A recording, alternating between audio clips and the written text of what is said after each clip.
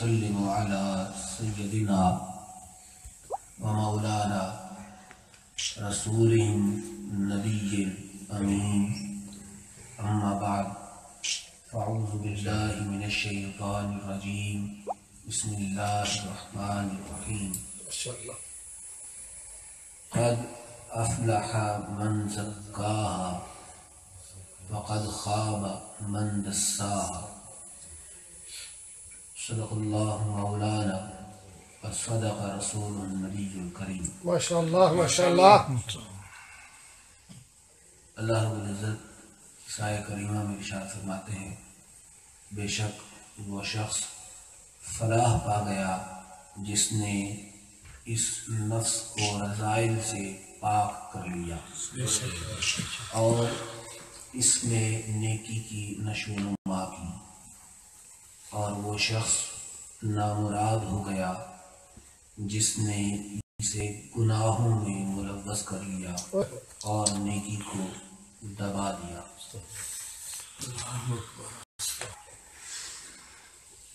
حاضرین گرامی کا اللہ پاک کا پایان و کرم اور اس کا احسان عظیم ہے کہ اس ذات نے ہم سب کو یہاں دین سیکھنے اور سمجھنے کی توفیق عطا فرمائی اور اس کے لیے یہاں جمع فرمایا۔ حاضرین گرامی کا اللہ رب العزت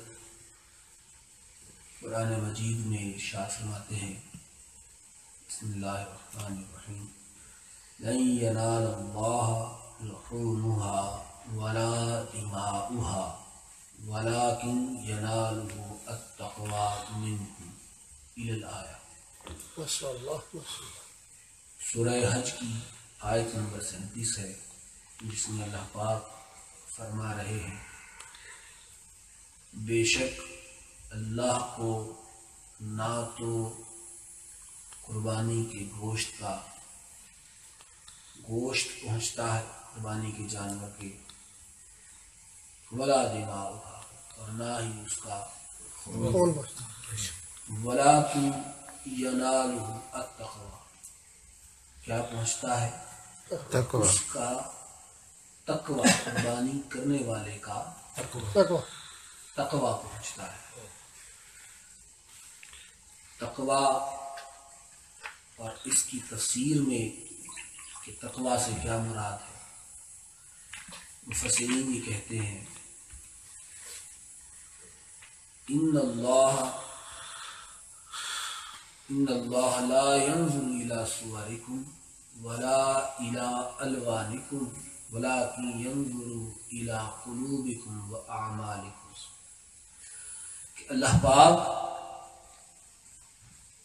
جو شخص اللہ کے لیے کوئی عمل کرتا ہے، عمل خیر کرتا ہے، اللہ رب العزت اس عمل کرنے والوں کو یہ کہہ رہا ہے کہ نہ تو وہ ان کا چہرہ دیکھتا ہے، ولا الی الوانکم، نہ ہی وہ تمہارے رنگ دیکھتا ہے، اللہ اللہ اللہ، تمہاری ظاہری شکل و صورت وہ نہیں دیکھتا، ولیکن ینظر الی قلوبکم، لیکن وہ تمہارے دلوں کو دیکھتا ہے کہ تمہارے دلوں میں کیا ہے۔ جو کار خیر کر رہے ہو، کوئی عمل خیر کر رہے ہو، صدقہ، خیرات، نماز، روزہ، حج، زکوٰۃ، تسبیحات، رکوع، سجود، کوئی عمل خیر، تلاوت کرتے ہو، درود پاک پڑھتے ہو، اللہ رب العزت ان ظاہری اعمال کو، شکل و صورت کو نہیں دیکھ رہا، بلکہ دل کو دیکھتا ہے کہ دل میں کیا ہے۔ اسی لیے قیامت کے دن جب شہید آئے گا، جنگ میں، جہاد میں شہید ہو جانے والا شہید آئے گا اللہ کی راہ میں، تو وہ اللہ رب العزت اسے کہے گا کہ تو شہرت چاہتا تھا کہ لوگ تجھے شہید کہیں، بہادر کہیں، تو لوگوں نے تمہیں کہہ دیا، تمہیں تمہارا اجر مل گیا، اب اسے جنت نہیں ملے گی۔ ہائے ہائے ہائے اللہ اللہ عالم آئے گا، حدیث کا مفہوم ہے، عالم آئے گا اور عالم کو باری تعالیٰ یہ کہے گا کہ تو تقریریں کرتا تھا، تصنیفات کتابیں لکھتا تھا، واعظ کرتا تھا، تو چاہتا تھا کہ لوگ تجھے عالم فاضل کہیں، تیرے علم کی فضیلت مانے، وہ لوگوں نے تجھے کہہ دیا، اب تجھے آخرت میں کوئی اجر نہیں ملے گا۔ اور اسی طرح دیگر کا احوال ہوگا، سخی آئے گا تو اسے اللہ پاک کہے گا کہ لوگ تو چاہتا تھا کہ لوگ تجھے سخی کہیں کہ تو بڑا سخی ہے، لوگوں کو اس لیے بانٹتا تھا، تقسیم کرتا تھا، خیرات دیتا تھا، امداد کرتا تھا، لوگوں نے تجھے کہہ دیا، تجھے اجر مل گیا اور اسے بھی جہنم میں ڈال دیا۔ اللہ اللہ اللہ تو باری تعالیٰ اس کو جنت میں آخرت میں اجر عطا فرمائے گا جو واقعتاً اللہ رب العزت کے لیے کوئی عمل کرے گا، ہائے ہائے اللہ جس کے دل میں جو ہوگا اللہ رب العزت اس کے مطابق اس کو اجر عطا فرمائے گا۔ اور اسی لیے ایک اور مقام پر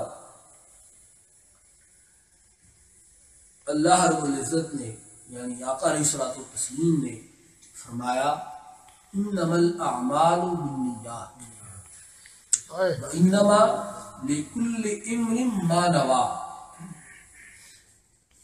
اعمال کا دار و مدار نیتوں پر ہے اور ہر شخص کے لیے وہی ہے جس کی اس نے نیت کی۔ نیت کی واہ فمن كانت ہجرتہ الی اللہ ورسولہ فہجرتہ الی اللہ ورسولہ، تو جس نے ہجرت کی اللہ اور اس کے رسول کی طرف، اس کی ہجرت اللہ اور اس کے رسول کے لیے ہو گئی۔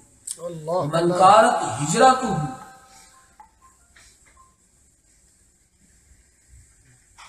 لدنیا، جس نے دنیا کے لیے ہجرت کی، یصیبھا، اسے دنیا مل گئی، ہائے ہائے ہائے اور امرأۃ ینکحھا، اور کسی خاتون سے جس سے اس نے نکاح کرنا تھا اس نے نکاح کیا، فہجرۃ الی ما ہاجر الیہ، تو جس کے لیے اس نے ہجرت کی اسے وہ اسی کی طرف جائے گا اور اسی طرف ہجرت کرے گا، اسے وہی ملے گا۔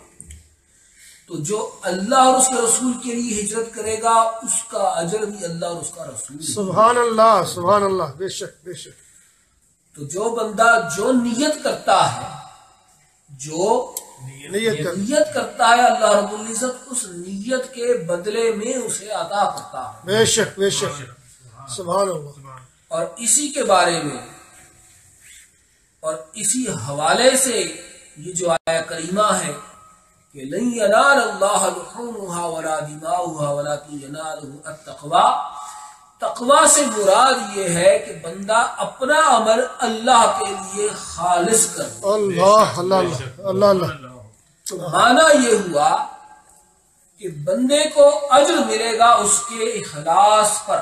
کس پر ملے گا؟ اخلاص پر۔ اخلاص پر ملے گا۔ یہ بات آپ کو سمجھ آ گئی؟ بندے کو اجر اس کے اخلاص کی بنیاد پر عطا کیا جائے گا۔ بے شک اخلاص کسے کہتے ہیں؟ اللہ اب سوال یہ ہے اخلاص کسے کہتے ہیں؟ اخلاص کہتے ہیں کہ کسی شے کو پاک کر دینا، صاف کر دینا، اس طرح صاف کر دینا کوئی شے کہ تنہا وہی رہ جائے ہائے ہائے اللہ اور اس کی مناسبت سے اس کی ضد میں یا اس کی غیر کوئی شے وہاں پر موجود نہ ہو، اسے کیا کہتے ہیں؟ اخلاص اخلاص۔ جب بندہ کوئی عمل کرے، کوئی عمل خیر کرے اور فقط اللہ کے لیے کرے اور اس نیت میں اور وہ نیت اتنی خالص ہو جائے کہ سوائے رب کی رضا کے، اس کے حسن لا یزل کے سوا اور اس کی فقط رضا کی خاطر وہ عمل ہو، اور اس کے ساتھ کوئی دوسری نیت نہ ہو، اس کے ساتھ کوئی دوسری نیت نہ ہو، وہ خالصتاً رب کے لیے کی ہو۔ نماز پڑھے تو اس نیت کے ساتھ کہ اس نے رب کے لیے نماز پڑھی، اس لیے نہیں کہ لوگ اسے نمازی کہیں گے۔ حج کرے اس نیت کے ساتھ کہ اس کے اوپر فرض ہے اور اس نے اللہ کو خوش کرنا، کہ رب خوش ہو جائے، رب راضی ہو جائے، اس لیے نہیں کہ لوگ اسے حاجی کہیں۔ پاس میں پڑوسی بھوکا مر رہا اور بندہ حج پہ چلا جاتا ہے، اس لیے کہ لوگ اسے حاجی کہیں۔ ڈاکٹروں کا یہ حال تھا، میرا ذاتی مشاہدہ اور تجربہ ہے۔ ہارٹ اسپیشلسٹ بڑا اہم ڈاکٹر ہوتا ہے، دل کا جو ہارٹ اسپیشلسٹ، نیورو سرجن ذہنی امراض کا، یہ ڈاکٹر ہر سال حج پہ چلے جاتے تھے اور پیچھے مریض انتظار کرتے رہتے تھے کہ ڈاکٹر آئے تو ہمارا علاج کرو، دوائی مریض مر جائے لیکن ان کا حج ہو جائے۔ ایسے حج بھی قبول نہیں ہو کہ جس کے اندر رب کی رضا شامل نہ ہو، فقط اپنی شہرت اور اپنی نام وہ شامل ہو، ایسی کوئی عبادت رب قبول نہیں کرتا۔ حاضرین گرامی قدر، اخلاص کی آپ لوگوں کو یہ سمجھ آ گئی کہ خالص اخلاص کیا ہوتا ہے، کہ جس کے اندر اور کوئی دوسری نیت، کوئی دوسرے عوامل، کوئی دوسری محرکات شامل نہ ہو اس عمل کے لیے، اسے وہ خالص نیت کہتے ہیں۔ وہی خالص نیت ہوتی ہے جو رب کے لیے کی جائے۔ حاضرین گرامی قدر، یہ خالص نیت اور خلوص عمل کے اندر کیسے حاصل ہوتا ہے؟ حضور شیخ الاسلام کہتے ہیں کہ اخلاص صحبت سے حاصل ہوتا ہے۔ کیسے حاصل ہوتا ہے؟ صحبت سے۔ اللہ رب العزت نے اخلاص کے حصول کے لیے مومنین کو حکم دیا کہ یا ایھا الذین آمنوا اتقوا اللہ وکونوا مع الصادقین، اے ایمان والو اللہ سے ڈرو اور صادقین کی معیت میں چلے جاؤ، سچے اور سچے لوگوں کی صحبت اختیار کرو۔ تم ان کی صحبت میں چلے جاؤ گے، ان کے ساتھ رہو گے تو ان سے صدق سیکھ لو گے، صدق سیکھ لو گے تو اپنے اعمال میں سچائی لانا سیکھ لو گے، سمجھ آ جائے گی کہ عمل سچا کیسے ہوتا ہے، سیدھا کیسے ہوتا ہے، پختہ کیسے ہوتا ہے۔ تو سچوں کی صحبت میں جاؤ گے تو تمہارا عمل بھی سچا ہو جائے گا۔ اور پھر اللہ رب العزت نے آقا علیہ الصلوۃ والتسلیم کو یہ معیت کے حوالے سے بڑی آیات ہیں، لیکن ان میں سے چونکہ وقت کم ہے تو اس لیے فقط بڑی آیات ذکر کر رہا ہوں۔ اللہ رب العزت نے آقا علیہ الصلوۃ والتسلیم کو ارشاد فرمایا کہ اے حبیب، بسم اللہ الرحمن الرحیم، وَاصْبِرْ نَفْسَكَ مَعَ الَّذِينَ يَدْعُونَ رَبَّهُمْ بِالْغَدَاةِ وَالْعَشِيِّ، اے حبیب اپنے آپ کو ان لوگوں کے ساتھ جوڑ رکھو، ان کی صحبت میں وقت گزارو، کن لوگوں کی؟ الذین یدعون ربهم بالغداۃ، کہ جو لوگ اپنے رب کو پکارتے رہتے ہیں، بالغداۃ والعشی، دن رات رب کا نام جپتے رہتے ہیں، اس کی یاد میں رہتے ہیں، ان کے دل رب کی یاد سے غافل نہیں ہوتے۔ اے حبیب تو ان لوگوں کی صحبت میں جا کے بیٹھ جایا کرو۔ حاضرین گرامی قدر، آقا علیہ الصلوۃ والتسلیم جو نبی ہے اور صرف نبی نہیں، تاجدار انبیاء ہے، انبیاء ہے، وہ نبی کہ جن کی امت میں شامل ہونے کے لیے دیگر انبیاء دعا کرتے رہے۔ آقا علیہ الصلوۃ والتسلیم کو یہ حکم دینے کا معنی یہ ہے کہ باری تعالیٰ سنت بنا رہا ہے حضور کی امت کے لیے کہ میرا نبی جب ایسے لوگوں کو جو رب کی یاد میں رہتے ہیں، رب کو پکارتے رہتے ہیں، ان کی صحبت کو جاتا ہے، ان کی صحبت میں جا کر بیٹھتا ہے، تو لوگوں تمہارے لیے سنت ہو جائے کہ تم میرے نبی کی سنت سمجھ کر ایسے لوگوں کو تلاش کیا کرو کہ رب کو یاد کون کرتا ہے، کن کے دلوں میں رب رہتا ہے، اور پھر ان کی صحبت میں جا کے کیوں؟ اس لیے کہ ایسے لوگوں کی صحبت اختیار کرو گے تو تمہیں صدق حاصل ہوگا، تمہیں خلوص حاصل ہو جائے گا، اور تمہیں اخلاص حاصل ہو جائے گا، اخلاص حاصل ہو جائے گا۔ حاضرین گرامی کر جب بندہ نیک لوگوں کی صحبت میں جا کر بیٹھنا شروع کر دے اور ان کی معیت اختیار کر لیتا ہے، تو پھر جب رب اسے اخلاص عطا کرتا ہے تو وہ اخلاص کبھی پہلے شروع میں اس کا حال بنتا ہے۔ کیا بنتا ہے؟ حال بنتا ہے۔ اخلاص کی دو حالتیں ہوتی ہیں، دو طرح کے اخلاص ہوتے ہیں، ایک اخلاص ہوتا ہے حال اور دوسرا ہوتا ہے مقام۔ کیا ہوتا ہے اخلاص کا؟ مقام۔ حال وہ ہے کہ جو بندہ ہر وقت اس کے ساتھ نہیں رہتا، پر اخلاص پر خلوص نہیں رہتا، کبھی اخلاص کا ایک درجہ ہوتا ہے، کبھی دوسرا اور کبھی بہت اعلیٰ درجہ۔ اللہ اللہ اللہ۔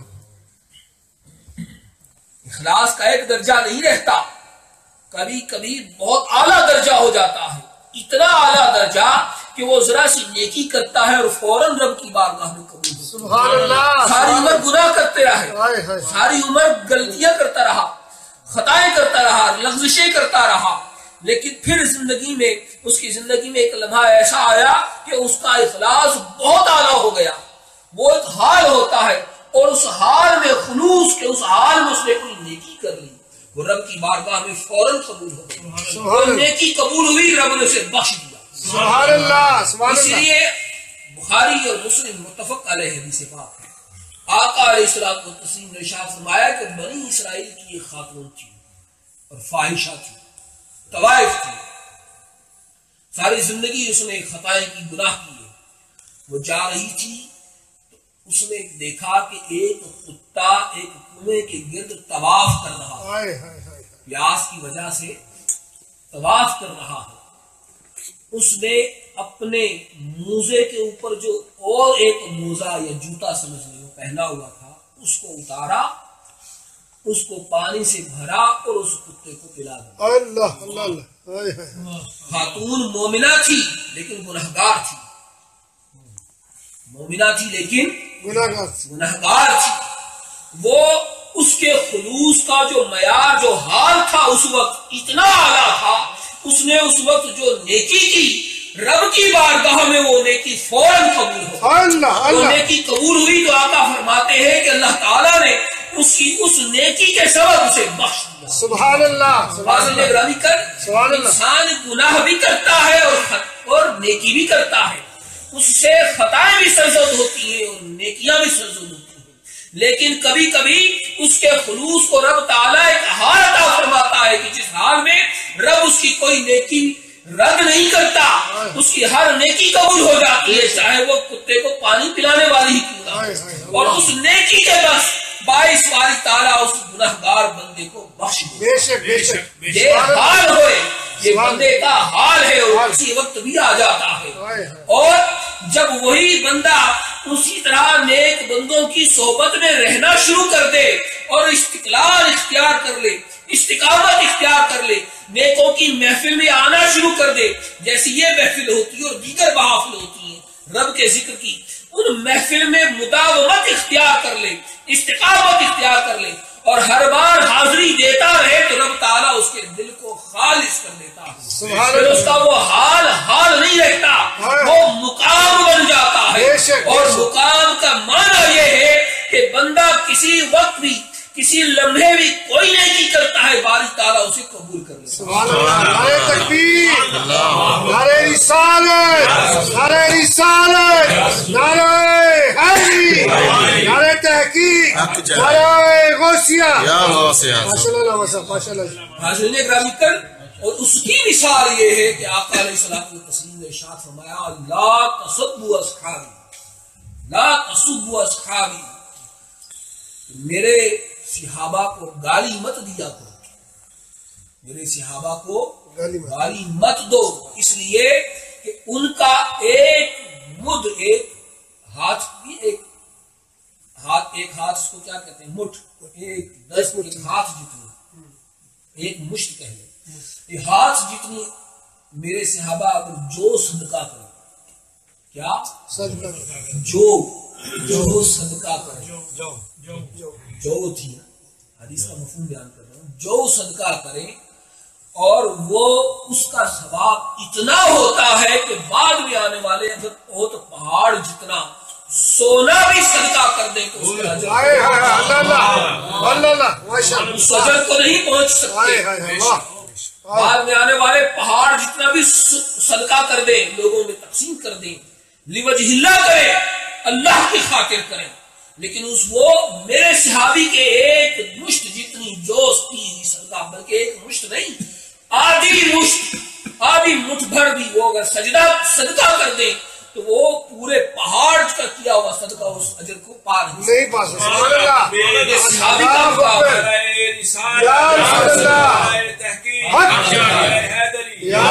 عظمت صحابہ، عظمت صحابہ۔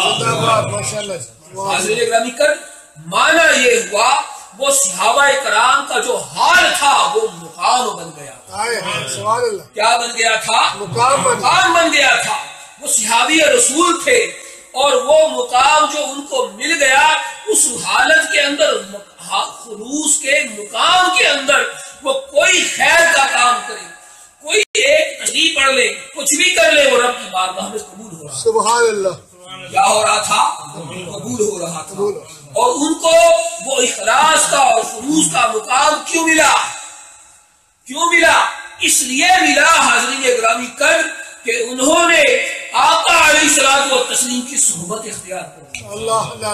خلوص کا میں نے آپ کو بتایا نا طریقہ کیا ہے، خلوص ملتا ہے نیکوں کی صحبت، نیکوں کی صحبت ملے گی تو خلوص ملے گا، اور نیکوں کی صحبت ملے گی وہ خلوص پہلے حال بنتا ہے پھر مقام بن جاتا ہے، اور وہ تو صحابہ کرام تھے، اور صحبت کن کی تھی؟ ان کو آقا علیہ السلام، تاجدار کائنات کی، لولا کلمہ کی شان والوں کی، اس حبیب کی صحبت تھی کہ جن کے بارے میں باری تعالیٰ خود فرماتا ہے فَإِنَّكَ بِأَعْيُنِنَا، حبیب تو میری آنکھوں کے سامنے رہتا ہے۔ حاضرین گرامی کر جب آقا علیہ الصلوۃ والتسلیم کی صحبت میں صحابہ کرام، وہ جو لوگ رہتے تھے وہ صحابہ کرام تھے، ان کا تو مقام پھر بننا ہی تھا اخلاص کا۔